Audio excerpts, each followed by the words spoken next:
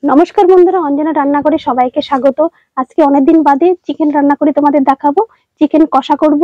এখানে নিয়েছি 1 KG chicken, আর এখানে নিয়েছি পেঁয়াজ, আদা, রসুন সব এখন আমি কেটে নেব। কেটে নিয়ে তোমাদের রান্নাটা করে দেখাবো। আজকে ধনেপাতা দিয়ে চিকেনটা রান্না করে তোমাদের দেখাবো। আর শীতকালে ধনেপাতা দিয়ে চিকেন কষা কিন্তু দারুণ লাগে খেতে। তো চলো আমি আদা, রসুন, পেঁয়াজ কেটে নিচ্ছি। এই যে এখানে মশলা করে নিয়েছি, এখন আলুটাকে ভেজে নেব আমি। সর্ষের তেল দিয়ে দিলাম।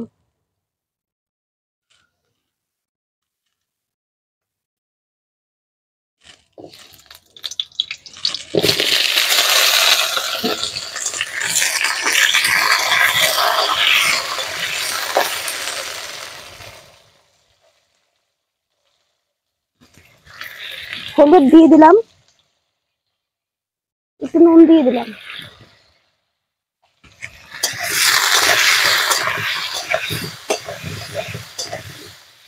মাংসটাকে মাখিয়ে নেব। কুচানো পেঁয়াজ দিয়ে দিলাম।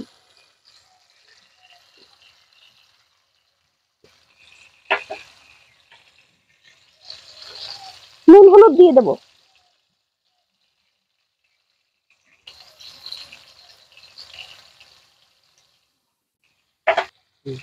এখানে আদা, রসুন, জিরে, কাঁচা লঙ্কা একসঙ্গে বাটা আছে, দিয়ে দেবো।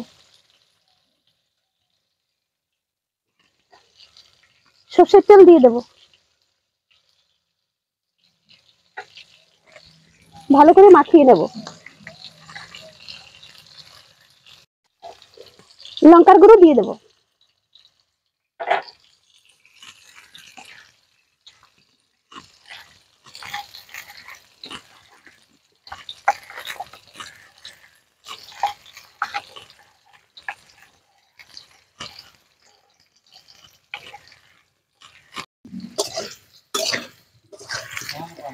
আলুটা লাল লাল করে ভাজা হয়ে গেছে, এখন তুলে নেব।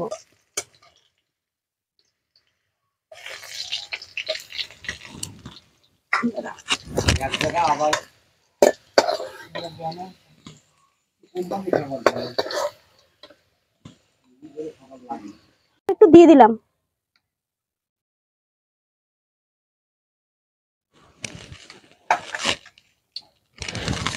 একটা শুকনো লঙ্কা দিয়ে দিলাম।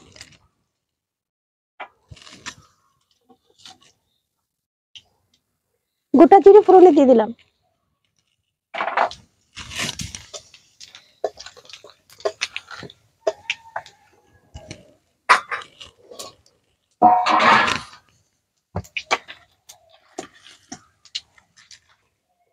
মেখে রাখা মাংসটা এখন দিয়ে দেবো।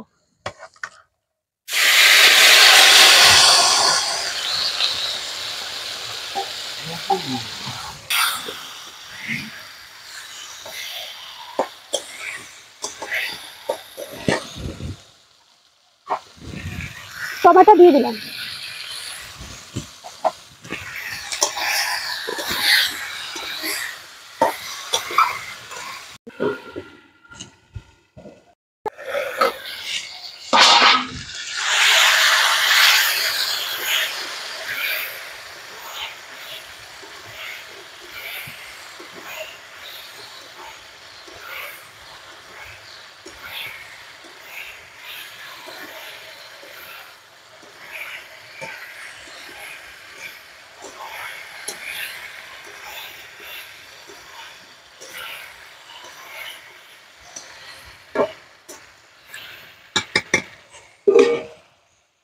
ভেজে রাখা আলু দিয়ে দেবো।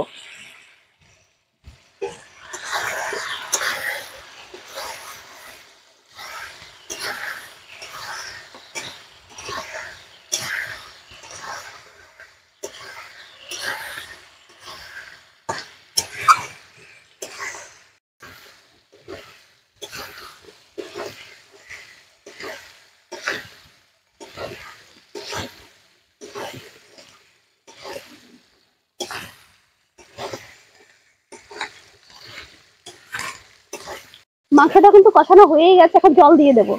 আর মাংস কিন্তু এইভাবে একবারে মাখিয়েটাকে রান্না করলে কিন্তু খেতে খুব ভালো লাগে। আগে আমার মা কাকিরা দেখতাম এরকম মাখিয়েটাকে মাংস রান্না করতে খুব ভালো লাগতো। আর আমি যেভাবে রান্না করলাম দেখো, খুব ভালো লাগছে খেয়ে। দিয়ে দেবো।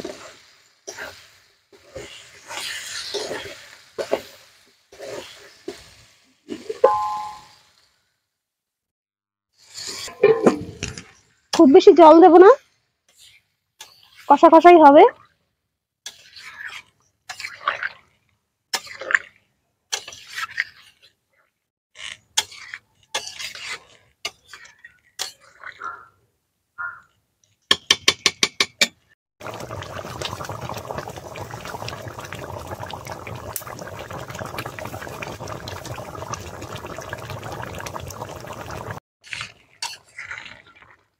চিকেন কষা একদম রেডি হয়ে গেছে, দেখো লাল লাল ঝাল ঝাল।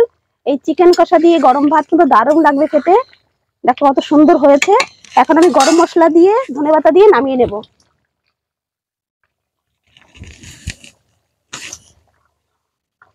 দিয়ে দেবো ধনেপাতা।